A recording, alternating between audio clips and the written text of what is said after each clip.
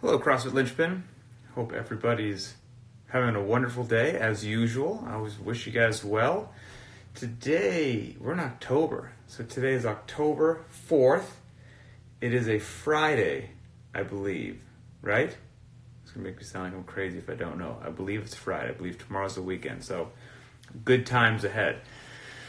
Hopefully this message today, as it ties into many of our messages, just helps people keep a sane, logical, well-grounded outlook and perspective on what we're doing with our fitness, what we're doing in the gym. It makes it fun and enjoyable and sustainable, because if it's not, nothing good's going to happen. So we'll jump right into it. And we can play this game with today's workout, which happens to be SQT on CrossFit Linchpin, which is 3 rounds for time of, it's 10 ground overhead. Everybody's probably going to do power snatches. 10 ground overhead, 95 for the men, 65 for the women, and then a 200-yard shuttle sprint.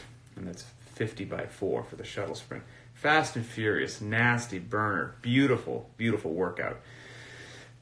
But you could play this same, and people are getting some fantastic PRs, some crazy PRs. You could play this game if it was a 5x5 deadlift day, a back squat day, whatever.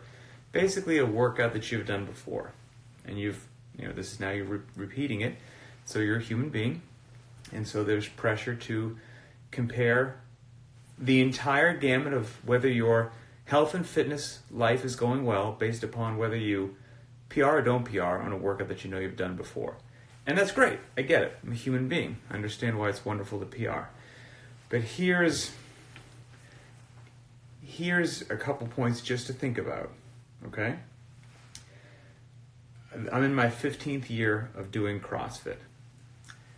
I'm not an old man, but I'm not a young man either. Okay, I'm 44 years old in my 15th year of doing CrossFit. It's just a natural progression in your 20s, 30s, 40s, 50s, 60s, 70s, 80s, at some point in time on that arc of your life, and it's different for everybody. When you're relatively newer, there's going to be a lot of PRs happening on a regular basis. They're going to be intoxicating. They're going to feel wonderful. And then you will have been training for a certain period of time. You've sustained some good years under your belt. And you'll get some PRs every now and then. They'll be great. You'll continue to get PRs or PBs if you're overseas. But they'll happen with less regularity, but they will happen. And they'll be wonderful. Then you'll have been training for quite some time, a long time. Whatever that is for you, right? It's in your 30s or it's in your 60s.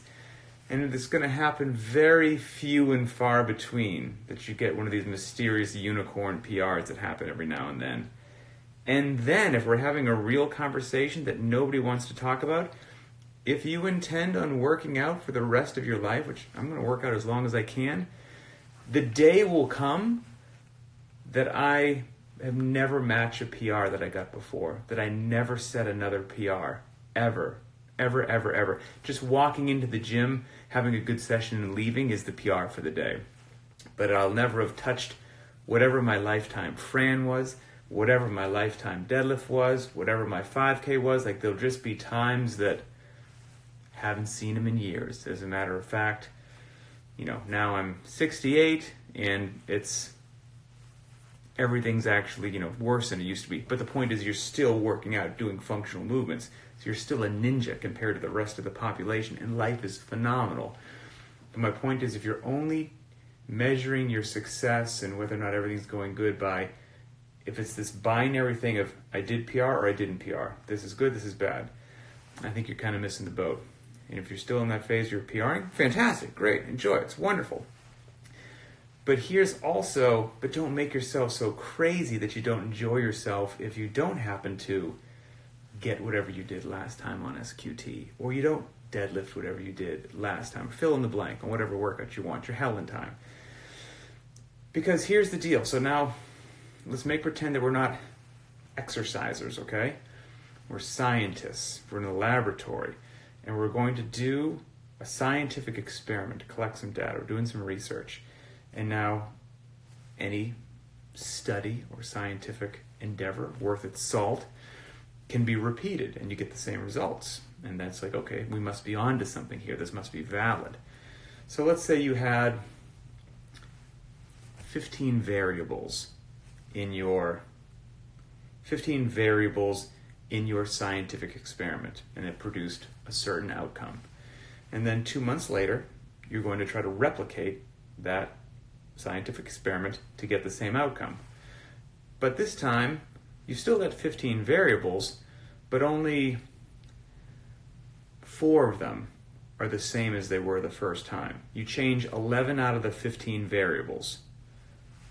Doesn't make any sense at all that you would get the same result in the experiment, does it? Because all 15 of the variables aren't exactly present under the exact same conditions that they were the first time you conducted the experiment.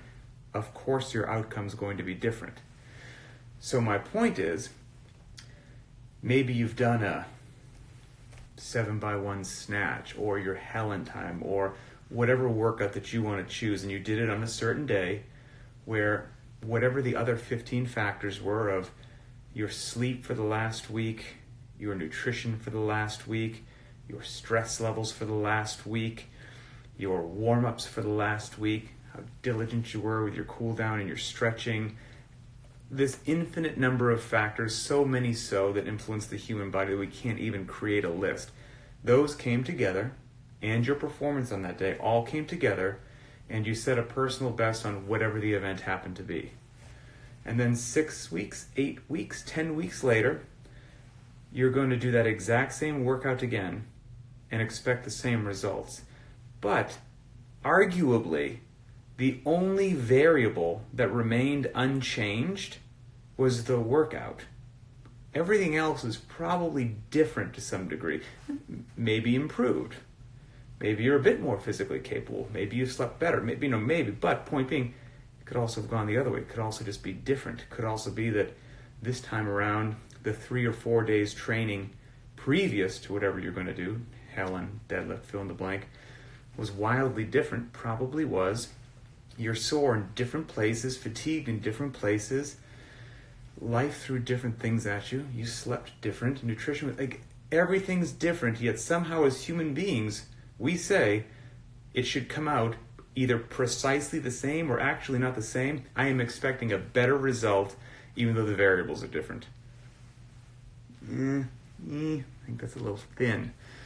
It happens, right? That's what PRs and PBs happen. So if it does, great. But what's been really freeing for me, might be a good way to say it, is when I think of it in that way, I take the pressure off of myself to have this, that every time a workout comes out that I know that I've done before, that I have to exceed whatever the previous expectations were. And if so, success. And if I don't, I'm a failure and everything's a failure. And that's just not sane or rational by most metrics of observation. And hopefully that helps some folks. Because like I said, and as you prolong with your training, not just over weeks or months, but as years or decades go by, no matter what you're doing, no matter if everything's on point, eventually the PRs or PBs, they will happen less. It is what it is.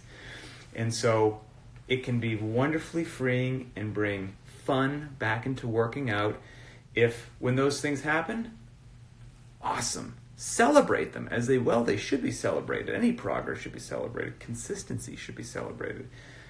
But realize those are secondary to what, in my mind, is of primary importance, which is just having sustained series of good training days in the gym. And good training days are days that you walk in with an appropriate workout based upon your capacity. You do a intelligently thought out warm-up. You scale that workout if need be. You attack it with the relative intensity appropriate for that day. You get in a good cool down or stretch. You walk out of the gym injury-free so that you can do it again the next day. That's a fantastic day. If you continue to have days like that turn into weeks of good training weeks, into months of good training months, you will, to the best of your ability, maximize your chances of having those PRs or PBs that we all want and desire so greatly. So that's it. I hope that I certainly didn't have that perspective when I first started CrossFit, that was not it. I was in a much more different place. And now these days with that mindset, it's not always easy to have, but I enjoy training a lot more. I enjoy walking into the gym a lot more. I still try very hard and I push myself, but I realize that I'm happy with that effort, regardless of, I haven't done SQT yet today. It's 1:39 p.m. where I am. I'm going to walk out into the garage here and probably do it in about an hour. And if I set a new personal record, it's great. I'll be stoked. I'll be really happy because I've done SQT a bunch. If I don't, I will in no way, shape, or form take that to mean nothing other than I just didn't PR in SQT today. Walked in, walked out, had a great day. Life is good. So that's it. Hopefully that helps everybody. Have a wonderful day. The weekend's coming up. Enjoy the weekend, and we will talk again later.